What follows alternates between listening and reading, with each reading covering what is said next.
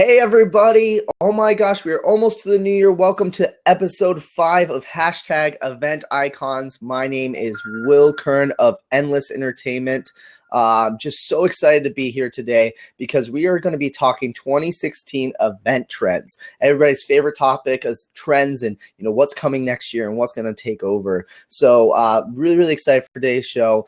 If you haven't already, head on over to the left-hand side. If you're on Blab Live right now, click on the tweet button and the Facebook button and share this with your friends and family. We want to get as many people in here as possible so that way we can get a huge amount of questions going and get a great conversation around event trends going.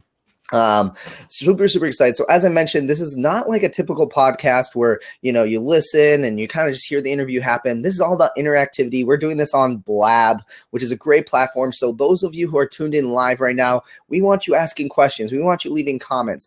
We want you giving props. We want you basically chatting it up so then that way we can get a really awesome conversation and your chance to basically to ask these event icons any question you want, literally any question you want. So this is your chance right here, right now. So we're just gonna, I think, just jump right on in to this show. Oh, by the way, if you're tuning in for the first time ever, we do this show every Wednesday, 5 p.m. Eastern, right here on Blab. So be here every Wednesday. You got to be here. If you're watching the recording right now, you're missing out. You want to be here live. That's where you really get to ask the questions. So huge shout out to Mr. Sean Holiday tuning in right now, live from Crowd Mics, one of our past guests. Again, you tune in live, you get a shout out. That's a place to be. So let's just get the show started. Let's get our first guest in the house right now, Mr. Corbin Ball. Or shall I call you Corbin Baller? Corbin is literally a true event industry icon. He has led the industry in his insights and trends every single year. His article is literally the go-to resource to find out what's going to be a huge trend this year.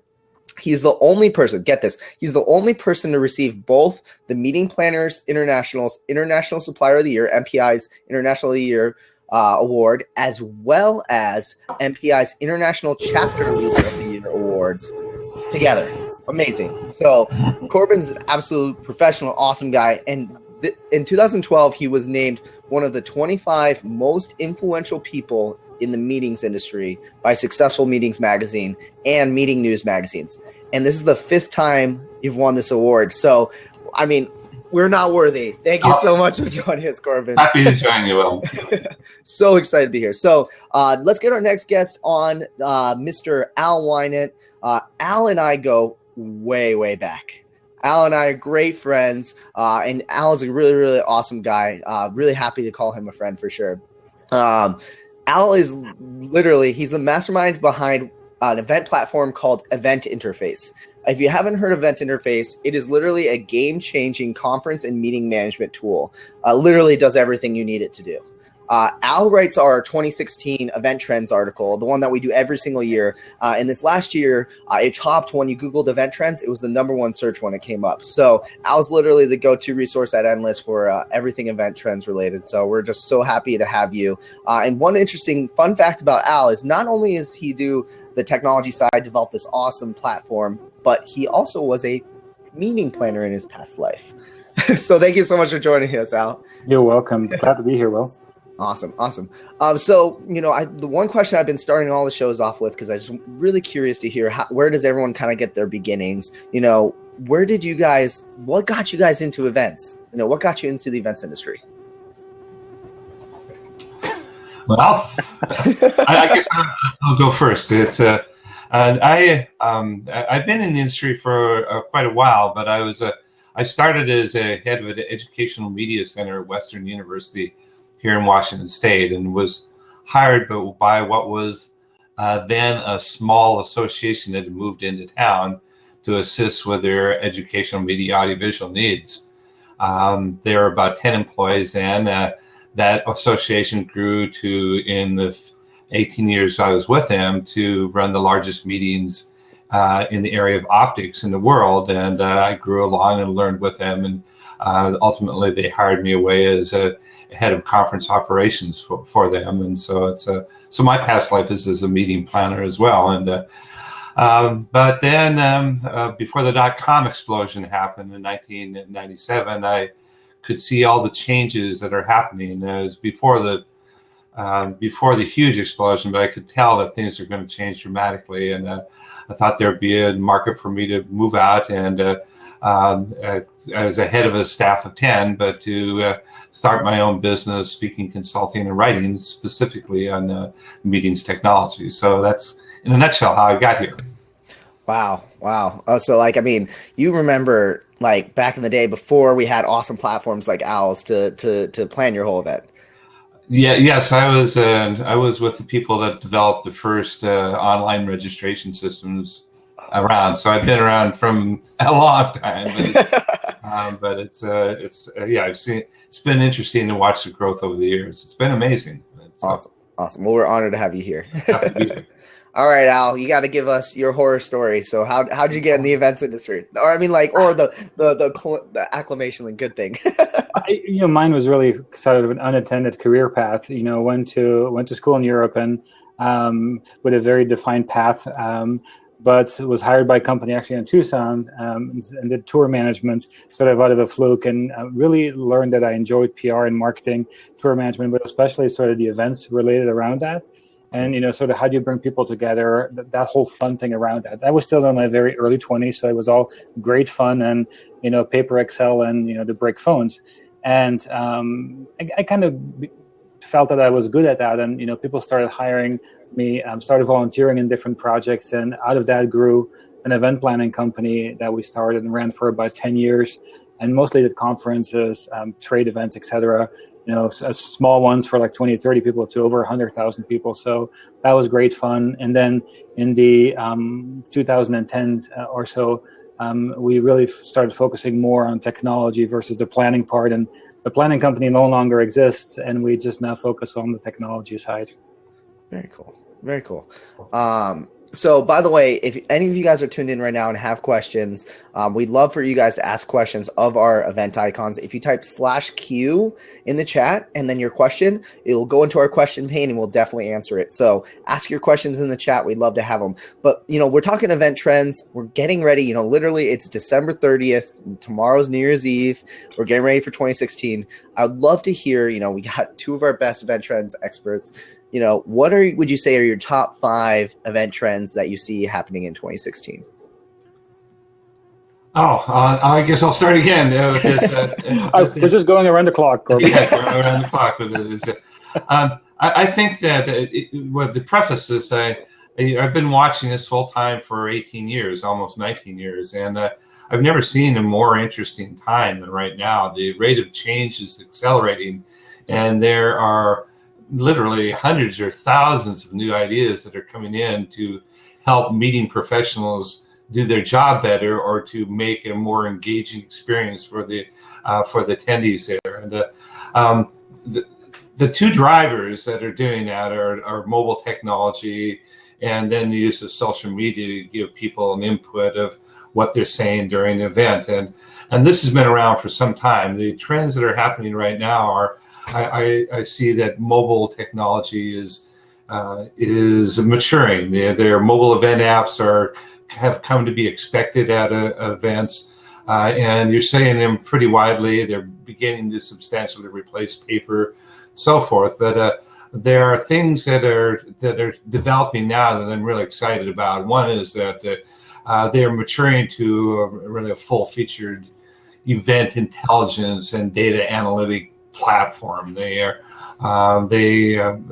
think that this has been one of the hidden gems. It's every touch is trackable on a mobile event app, and soon it's possible that every movement can be trackable. And that's a gold mine of information to help system planners to do their job better, to find out who the connectors are, how things are going with that. So I think that's a very strong area will continue to be is to develop that analytics. But in addition to that, there are newer mobile technologies that are coming in with that. Wearable technologies, beacon technologies are some that are expanding the capabilities of the traditional event app to a substantially greater level. The beacon technology has the ability to help guide people through exhibit halls, to assist them, to help them connect with others of like interest during an event, especially wearable apps. Wearable beacons are ones that you're seeing a higher adoption rate than expecting people to carry around their phone that has the app installed and the battery up and the Wi-Fi, the connection good for that. And so that's an interesting development about that whole area of beacon technology is, I think, a substantial one, as is the wearable technology. So one of the things that there are two more trends that quickly cover. One is that I think this coming year and the year following, you're going to see very substantial rollouts on augmented reality and virtual reality technologies. The major companies, major tech companies, Facebook bought Oculus Rift for $2 billion. Microsoft is making a big investment. Samsung, Google is with the Google Cardboard and their virtual reality goggles that are, virtually almost free. They're the last exhibit I was at, they're handing out Google Cardboard reality goggles that turn your phone into a virtual reality headset. With that, you're going to see this really take off. It's going to get less expensive, and the quality is going to get substantially better than it is now. And you're going to see that moving into the exhibit hall, into meeting space, virtual site inspections, for attendee engagement in an exhibit booth, or instead of hauling a huge piece of equipment that you can put on the virtual reality goggles to have that person seem like they're there. There's great potential. And also with Microsoft coming out with their HoloLens this coming quarter, a substantial area of augmented reality for collaboration. And then the final thing is that I think with all these data points happening here, you have beacon technology, you have wearable computers, you have smart buildings and smart hotels and all these things. There's going to be a real increasing need for data analytics and big data analytics. And fortunately, there are tools that are evolving to help meeting professionals do that job better as well. And so those are the ones that are hot on my horizon. Awesome. Thank you so much, Corbin. For some of the tools that you're kind of mentioning specifically, for example, the big data analytics tools, are there any specific, websites or tools that you are seeing that are kind of coming out that you want to name drop? Sure. Well, one of them is interesting. It's Watson Analytics, watsonanalytics.com. Watson, the same computer made by IBM that beat the Jeopardy challenge with that, and which specializes in natural voice recognition queries. And this is a huge, extremely powerful supercomputer. Well, they have a freemium version of this, and so you can, for free, upload an Excel spreadsheet 50 columns wide, 100,000 rows deep of data for free. And so when you talk about big data, if you're talking about multinational companies, that's a drop in the bucket in terms of you're analyzing things on a national and international scale. But for lots of events, this fits well in. You could do a lot of data analytics, and you don't have to be a white coat data scientist to do this. You can upload the data sheet, ask natural questions, and it can return around in pretty much real time the insight and the correlations it sees. And so I think that's just one example. There are specialized examples as well. Insight XP is one that just recently came out by the former founder of eTouches, and looking at big data analytics tools for marketing events. And so you're seeing specialized tools that are coming out to help this. But I was just really excited to see the potential of Watson Analytics. Oh, absolutely. And for those who are tuned in live right now, I posted a link over to Watson over on the chat as well, so you can click and check that out as we were chatting about it. So awesome. Thank you, Corbin. Sure. Al, what are your top 5 trends? What are you thinking? It's very interesting to see that a lot of them really tie to what Corbin is saying, especially when it comes on the technology side.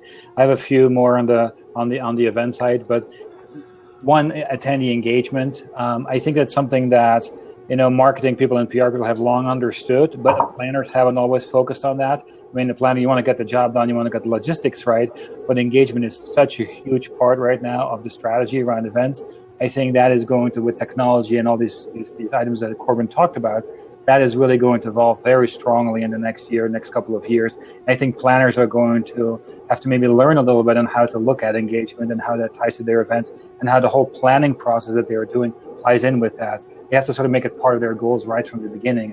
So that is, a trend that's very, very, very hot right now, I think. The other one is, I think Corbin touched on that a little bit as well through the iBeacons in a way. But I call it participant matchmaking. How do you do that? You bring so many people. I always call the event, it's a dating game. There's like thousands of people, at the event. You want to connect with a lot of them.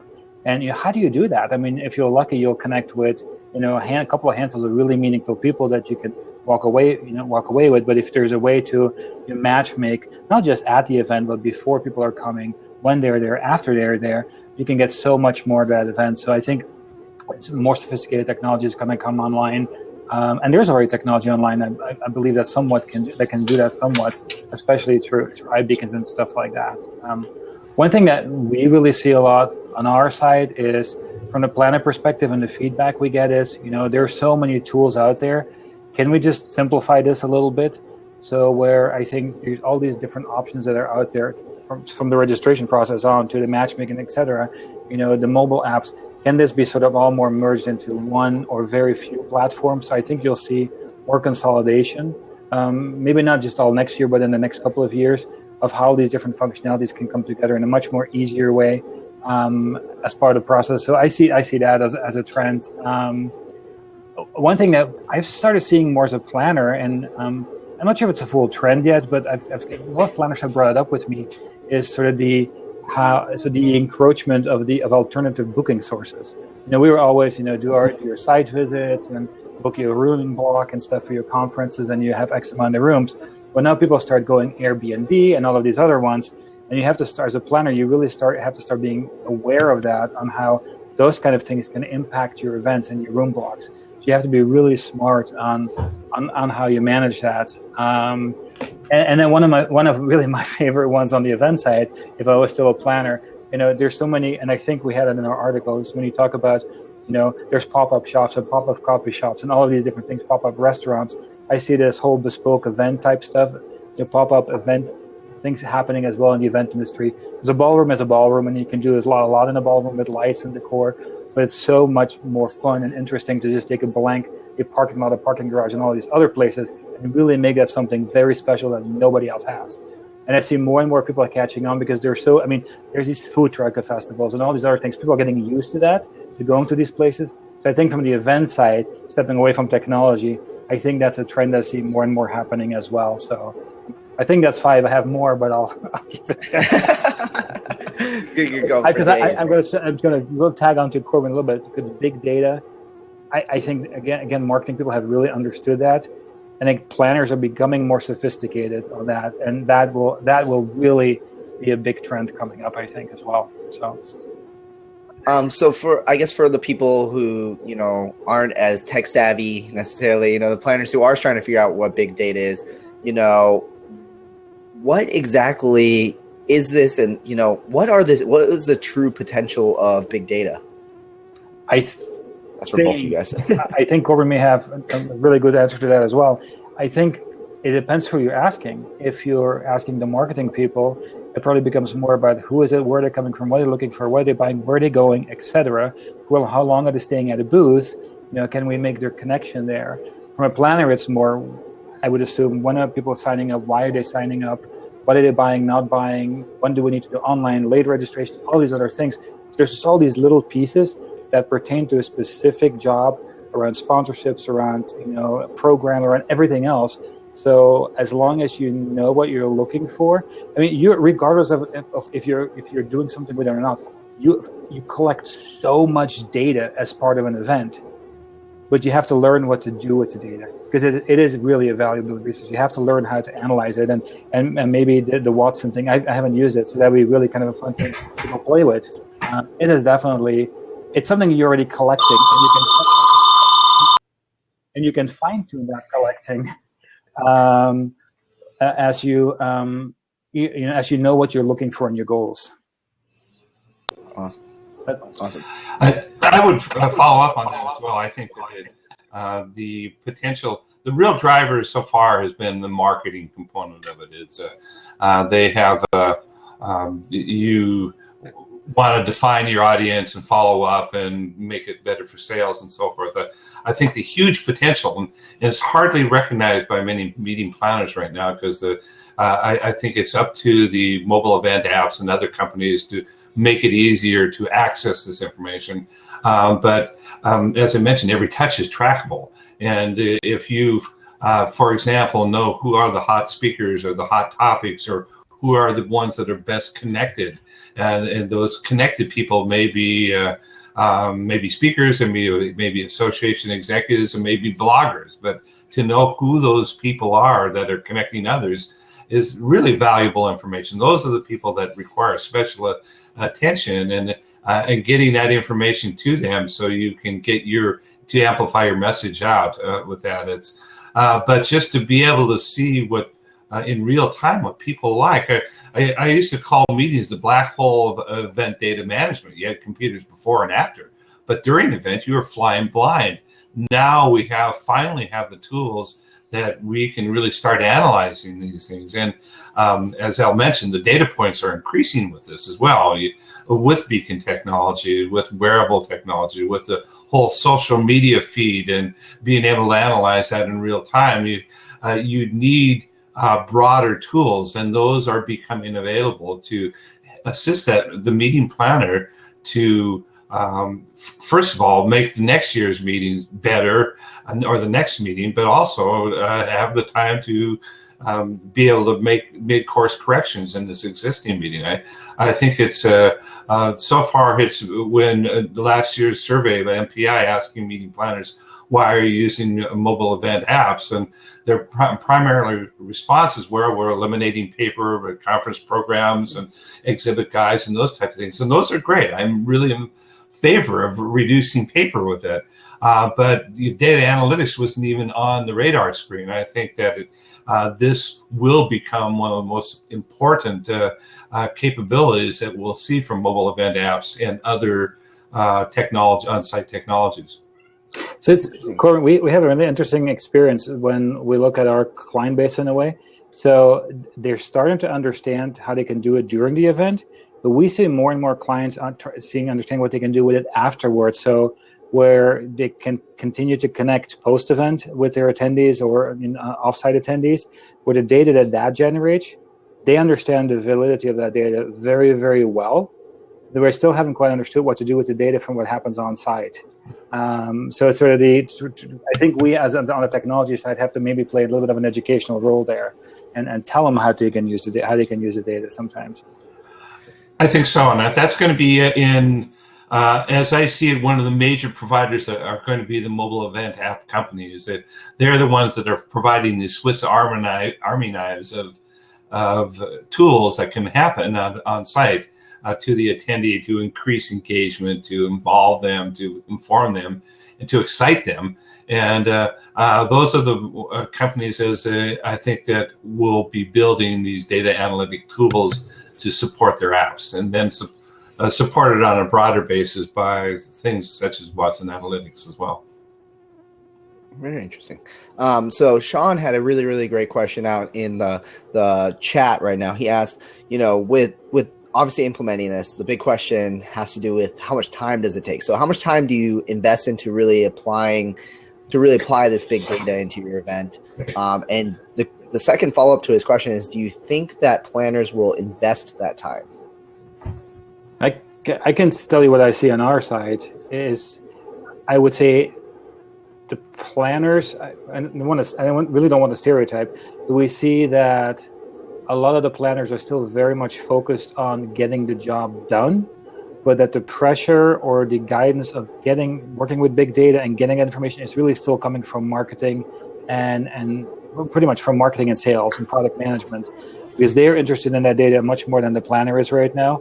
So I would say a large percentage of the planners that I've interacted with sometimes be a little bit reluctant on the big data because it's just another thing added to their task list. But if the technology is easy to use, then it shouldn't be that big of a deal. If you know what you're looking for, you're already collecting it. Somebody has to analyze it. The collection isn't really that hard. It's the analyzing, I think, is the hardest part. As I see it, the meeting planners, and they're juggling a lot of balls, and that's the challenge. Is that they're, I look back in my days, and you're spending time, hopefully, by not putting out too many fires, but it's but you've got a lot on your hands, and adding on a whole nother job task on site is going to be really difficult.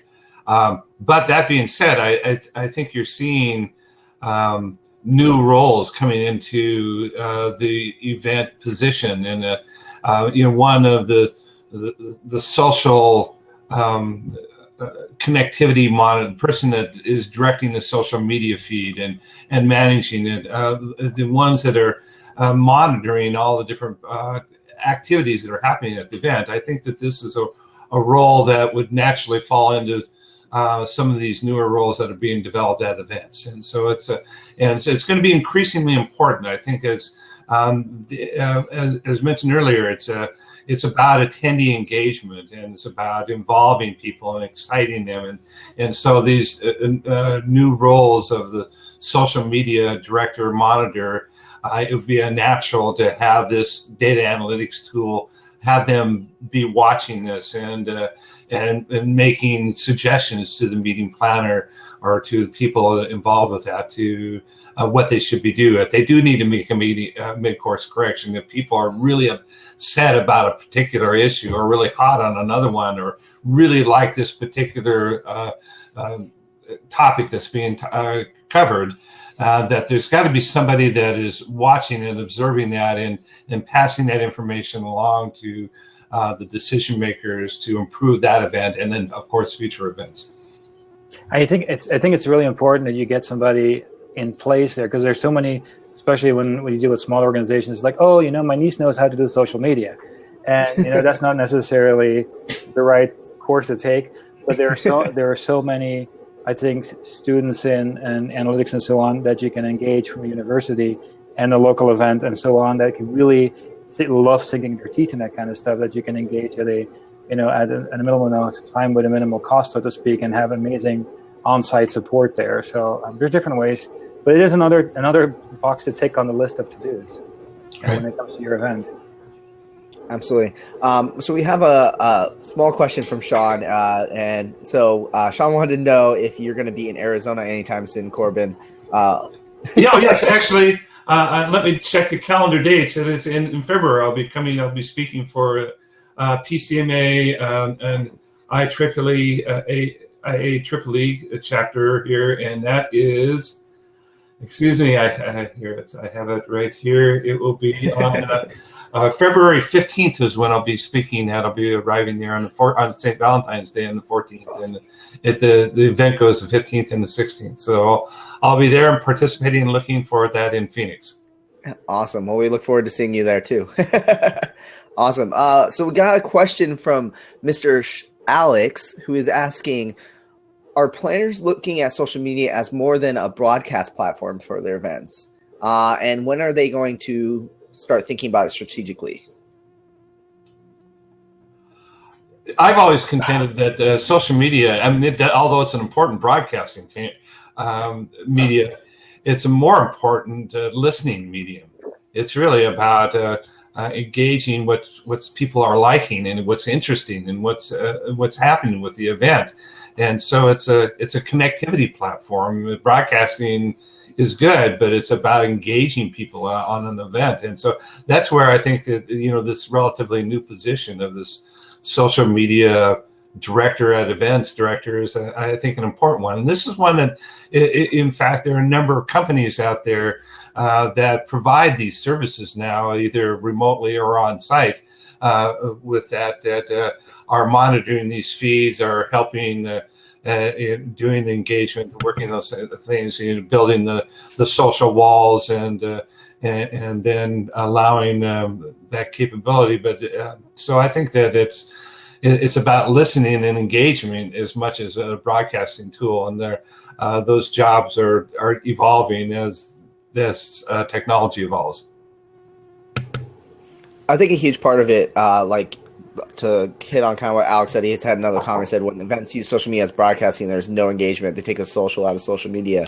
I think one of the big things that social media is important for as well, that people really take for granted, that's so simple, is monitoring as well. We talked about big data and kind of like collecting data.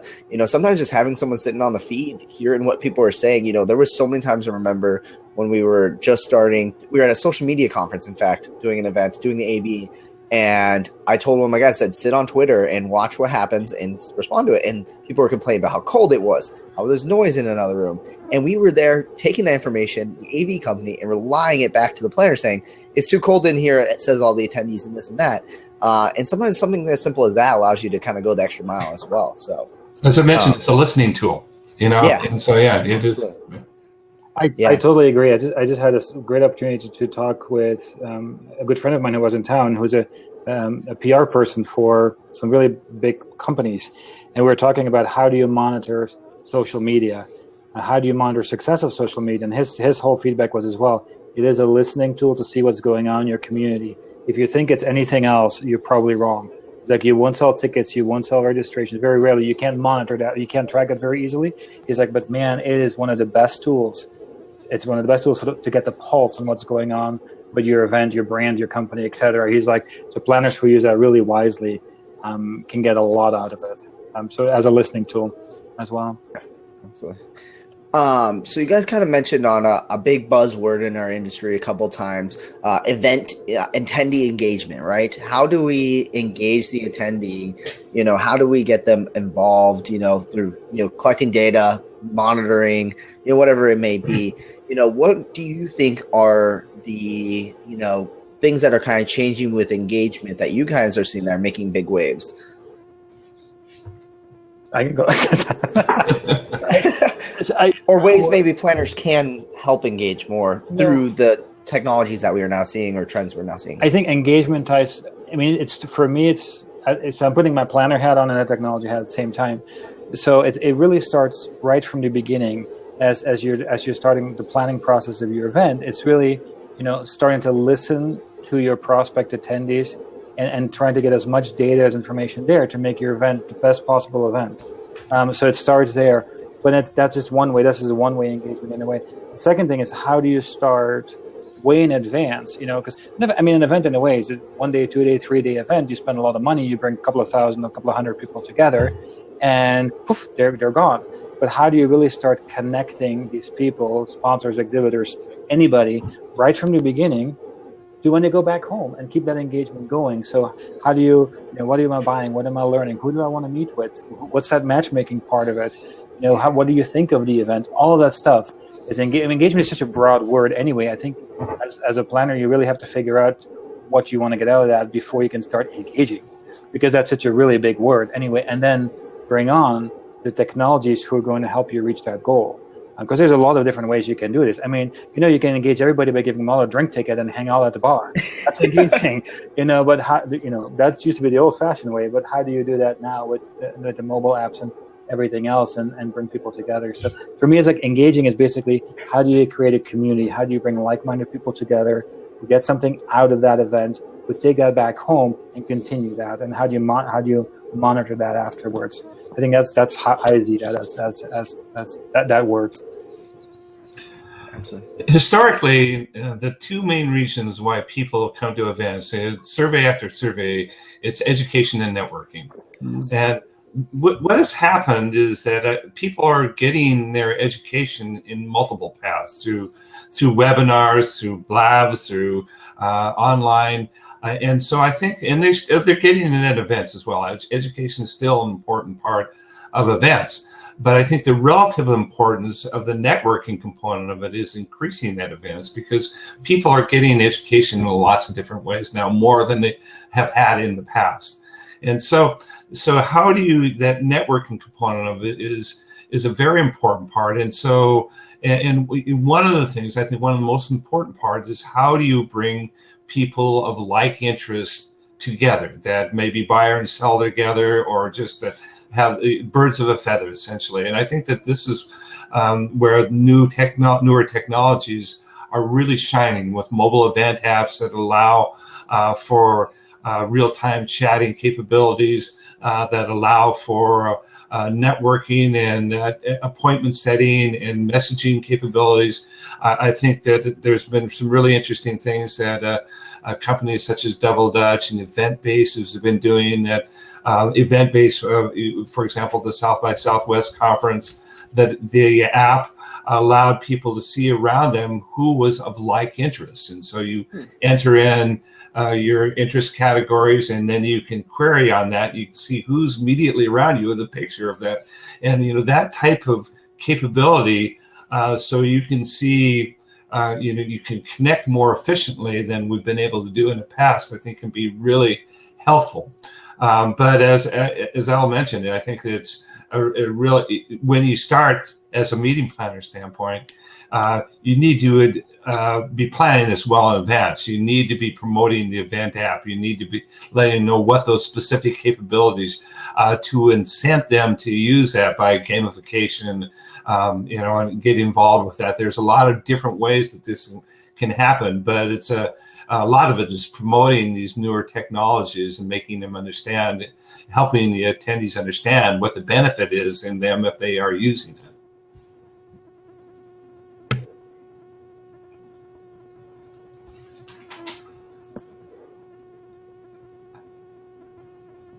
Well, I think your mic is off. I think you've muted, yes. I love to mute my mic when I'm not talking, and I always forget to push it back on.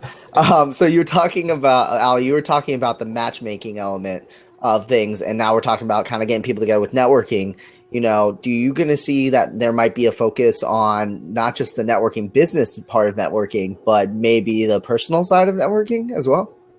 I think there's apps that do that very well already.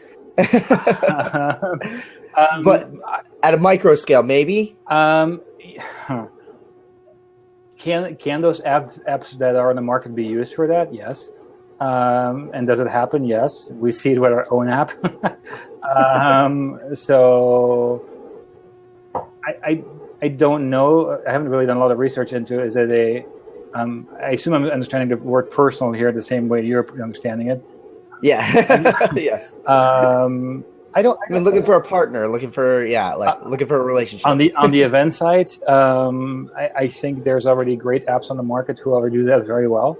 I think if you can connect people professionally, maybe they'll meet and God knows what happens. But I don't know if there's a place. Well, maybe I'm wrong. I don't know. I know if there's a place for that on the event side. I haven't seen anybody ask for that, by the way. Hey, maybe it's the millennial generation down here. There are all types of different events, So that's true. That's true. Well, the reason I ask is so we do a lot of Comic-Cons, obviously, and we see at every Comic-Con has a nerd speed dating, geeky speed dating kind of thing, and it's hugely successful. And I'm not sure if it's because it's so niche and, I'm not sure exactly, because obviously we're getting like-minded people together. I'm not sure, but maybe that's when you start to bridge personal and business a little too much as well for some of these business conferences as well. So looks like Dee's asking us a question as well.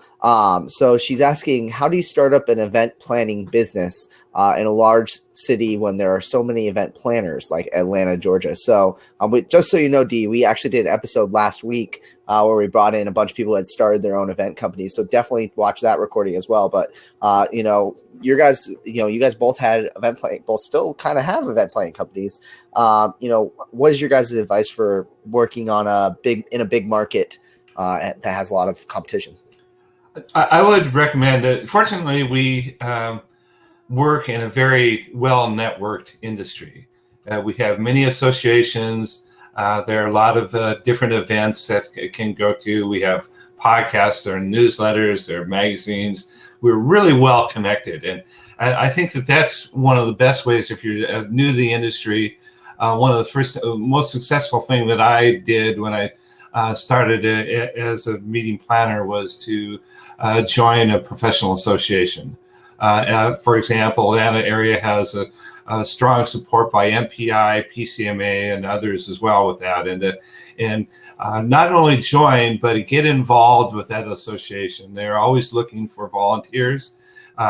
It turns out that almost always about 80% of the work of an association, volunteer work, is done by 20% of the people. And so if you volunteer and you're working side by side with the movers and the shakers of the organization, and that's how you get known, and that's how that network develops. And so I think that's one of the best ways is through the networking through the professional associations.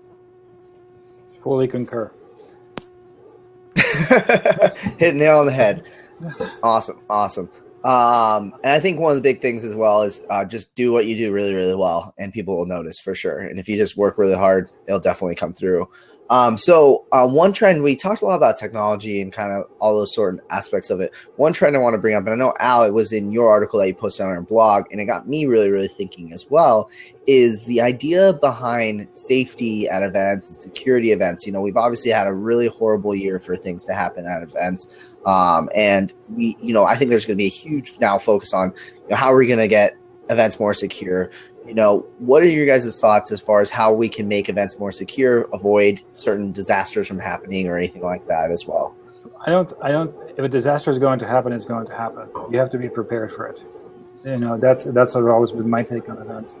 And I think as a planner, it's easy. It's sort of the last thing sometimes on your list to think about, but there are so many amazing resources available. So if, for any event, even if it's at a hotel or if it's, in a market square, whatever it is, I mean, there's professionals who can help you at a hotel. There's a security department that you need to sit down with and figure out what their policies are, their procedures are. If something happens, really think about that and walk through that. If it's an outdoors event, talk to your police department, Homeland Security, any of those kind of organizations who really, they're there to help you. It's part of their job to help you. It should never be just you, unless you're a really good expert in doing that kind of stuff. There's so many resources available, and it has to be. And it's not just for if there's a terrorist attack. It's weather. It's a car accident. It's somebody falling and breaking a hip. What do you do? What do you do with that? How are you prepared to handle that? Are your volunteers prepared to handle that? Is your staff prepared to handle that? Can an ambulance get to you if you need it? Any of those things that you may not even think about. I've had a plane crash at an event. I've had a shooting at an event, and only the people who were involved with the plane crash got hurt. Nobody else got hurt. The shooting, nobody got hurt. This is because you're prepared for almost everything, and you have to be these days as well. So you have to it has to be part of your checkbox of your list of the security. It's important. It's not a game anymore. I completely agree with you, Al. It is that's one of the meeting planners' jobs is to provide for the safety and security of the attendees there, and going to make sure you add that onto the checklist of things to do. This is one area that I think, though, that technology can help. I haven't seen this promoted very much, but I think it would have great capabilities. Is why people should download their mobile event app and have that ready is for a group announcements, but also for emergency announcements as well. That we haven't had this technology in the past, and now we can reach out to everyone. And if there is an emergency going on, the first thing is to be sending out a text alert to the attendees, or a pop-up notification alert to the through the mobile event app to let everybody know what's happening with that. Yeah, we have in our system, because not everybody always downloads the apps. We do SMS through our attendees too, because if you don't have the app, you may as well get an SMS out to your attendees as well, because you have their mobile phone number of most of them. So it is a big part of your job right now. Absolutely. A great example of SMS, and it's going down with something simple as well as Arizona State University, my alma mater. They do a text message system whenever things are going on. Like sometimes it's stupid, like there's bees in this part of campus, watch out, something like that. But there's been 2 instances when I was in school where there was shooters on campus, or someone spotted with a gun or whatever it may be. And that system definitely helped everybody. It cleared out parking lots. It did wonders. And I think they thought very forwardly in advance, okay, how can we get in touch with everyone so quickly, and SMS was definitely one of the ways. So I agree 100% with you guys. Nailed it on the head on that one. We're getting down to like the last 15 minutes or so. Are there any other cool trends that you guys want to share at all that you think that we need to definitely hit on that people are kind of aware of for 2016? My face went. One of the ones I haven't talked about very much, but I think that wearable technology are going to work their way through. I have my Apple Watch here, and so it's awesome. It's vacation. And seeing what the capabilities of this, and it's not just a smartwatches. There are a lot of different potential capabilities with augmented reality, with smart rings, smart earbuds. There are a lot of things that are in the works right now that we're going to see here that can assist people to find their way through an exhibit hall, or to connect with people better, or to automate some of the check-in processes or access control. And so I think wearable technology is going to see it. It was one of the hottest things at the this year's Consumer Electronics Show, and I think you're going to see a lot of growth in that area as well. So, can I ask you a question, Corbin, on that? So, our industry, it's like the biggest industry nobody's heard of. I mean, it is so massive. There's so many planners. When it comes to technology, it seems that a relatively small percentage of the planners are adapting fast. They're sort of the early adapters in a way. But there's such a huge amount in our industry that are still they're paper and Excel. What's the best way, in your opinion, to really approach that audience to start at least thinking about technology? I think that it's going to vary considerably from industry to industry, but I think the major drivers are going to be the attendees here.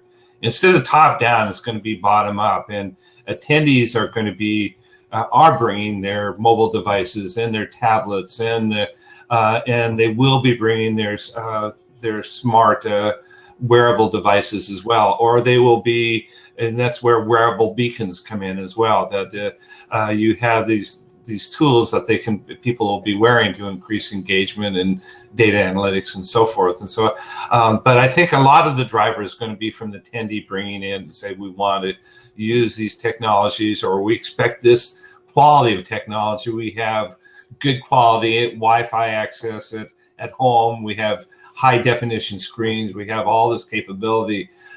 Then we expect this at our events as well. And so a lot of the driver will be from the bottom up with that. But it's going to vary from industry to industry. But I think that, for example, the one area is mobile event apps. It was only 8 years ago that the iPhone came out, and so that was the model that changed all smartphones. And now everybody, even technology laggards, are carrying around smartphones. And my parents have a smartphone. and so now we can start. Now the pathway is open to really start utilizing these tools to a much greater degree than we ever have. And so that's one example where the driver people are using this. You have this capabilities that can drive down costs, and a lot of you start using what the attendees are already using, and taking the best advantage of them. From the meeting planner standpoint, I think that it's we still are using Excel spreadsheets, and there are things with this, but I think that my response is digital Darwinism is alive and well. Either you adapt to these technology change, or you lose business to those that do. And that's kind of the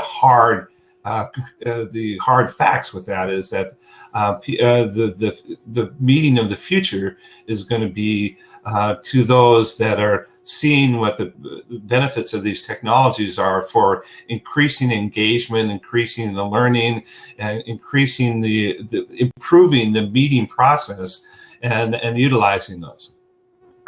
Thank you. Great point. Oh my gosh.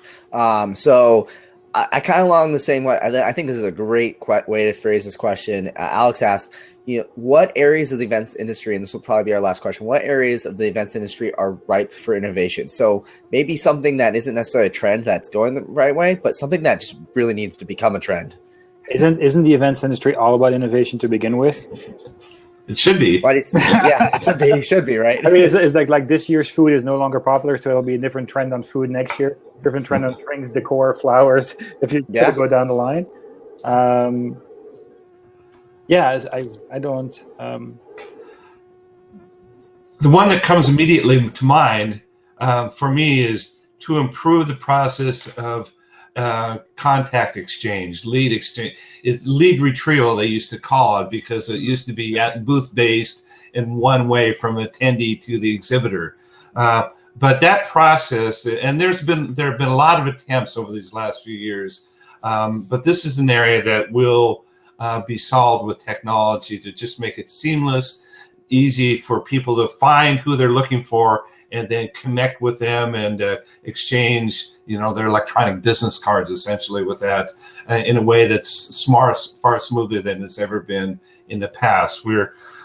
This industry has been dominated, the trade show industry has been dominated by these major online registration or major registration companies that sold their lead retrieval equipment to the exhibitors, and they gave away their business to the meeting planner or the trade show manager just to be able to sell this data to the exhibitors. That's a dinosaur model, and it should be available everywhere to anybody at an event. And so we're seeing technology, and there's some ways there are attempts to do it, but I would like to see development in that area. I'm not that I want to promote here, but that's within our system. That's basically, you come to an event, you can connect, you can get the data, you can scan their business, and you can scan the name tags. But you don't have to wait until you get to the event. You just get the data as soon as you sign up as a sponsor, as an exhibitor, as an attendee.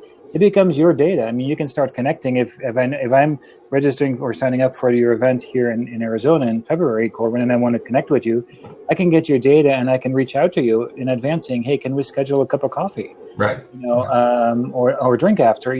It's you no longer have to wait. I agree. That's such an outdated business model. I think, you need to. That's all part of the engagement and the community building around an event to provide as many of these tools as possible, and make it as easy as possible for both the planner, the attendee, pretty much anybody who's involved with the event.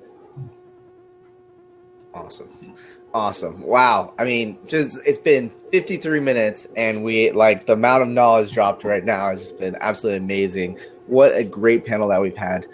Just super, super exciting to have you guys here. Before we kind of head out, do you guys have any cool resources, tools or anything like that you guys want to share? Cool tools, anything like that you guys are using that you want to share with the audience? It could be anything at all. I was going to say crowd mics, but they've left. I mean, but it is a really good tool to use. Yeah. For those who don't know what crowd mics is, if they didn't watch episode 2 or whatever 3, whatever episode we had them on, what is it? Oh, CrowdMics is actually an app for your phone. So when you go to a conference, in the past you had pass the microphone, ask the question of the speaker. Now with the app, you can post your question, so to speak. It goes over the PA system to the speaker. They can hear it. You can do some polling and stuff like that. And I'm not doing it justice here, but it's just a really cool way to get your whole audience engaged with the answers and questions as part of your session or your plenary or whatever, as part of your event. So it's a really cool tool. I'm happy we're in the same city. It is a cool tool. It turns the attendee smartphone into a remote microphone, and there's a whole polling system built in. So yeah, it's a cool set of tools without it. Well, I don't want to sell, but there are 2 resources that I should mention. One is my website, which is the largest, longest running website in meetings technology around, and it's corbinball.com. There's a newsletter that goes out to about 11,000 people in 70 countries. It's a Tech Talk. It's free. It's sponsorship supported, and it only goes out every other month. The next issue should be coming out a week from today on the 6th of January. And so it doesn't fill up, but it's not a big long letter. It's full of links of new ideas and articles and things that are to consider. So if you're interested in keeping up with events technology, that could be a helpful resource as well. Awesome. On that line, I'm just going to promote our company, Event Interface. Maybe I should do that. No, take a look at that. But we also have a really cool blog that doesn't necessarily focus on technology, but focuses a lot more on the challenges of a planner and solutions, etc. So that's eventinterface.com/blog, and you can sign up for our newsletter as well, which is monthly. And we share resources and tools and advice as well. That's complimentary too. Awesome. Any other cool resources at all you guys want to share? Nope. Okay. Well, I have a random resource that I wanted to share this week that I totally found. It's completely random. But for those of you who are pressed on time, I know event planning is like the 5th most stressful job in the world. No one has enough time in the world to do anything. I found a really, really good option for you if you're looking to free up some time, get some personal things done, some small business tasks, is look into getting a virtual assistant. Found really, really great tools this week. 3 of which that I like the most that offer dedicated assistance are Zirtual, Red Butler, and Time Etc., which I'll post all those in the chat for you guys and in the resources page. But really, really affordable if you need to get a couple things off your plate, book some travel. Really, really awesome for you. And as always, for those who are tuned in live, and if you love this show so much, we always post a recording up on our blog, helloendless.com/blog. Be sure to head on over there to get the recording, all the links that we talked about today, as well as connect with our awesome guests as well. And if you enjoyed the show so much, we would really love for you to come back every single Wednesday at 5 p.m. Eastern right here on Blab. Next week, we have an absolutely awesome guest in the house. We have Mr. Dave Adler of BizBash coming in to talk about what it was like starting the massive media empire that is BizBash in our show right here on EventIcons. So be sure to tune in right here, 5 p.m. Eastern every Wednesday. But you know what? I got to give it up right now. Give it a big round of applause to Corbin and Al. Thank you guys so much for joining us today. You guys are absolutely awesome. And if you guys are ever looking to connect with them, check out the recording because we'll have their contact info on there for you guys to check out as well. So I guess that's it for this week. Thank you guys all for tuning in to #EventIcons, and we'll catch you guys later. Thanks, Will. Thanks, Will. Thanks, Corbin. Nice seeing you. See you, Al.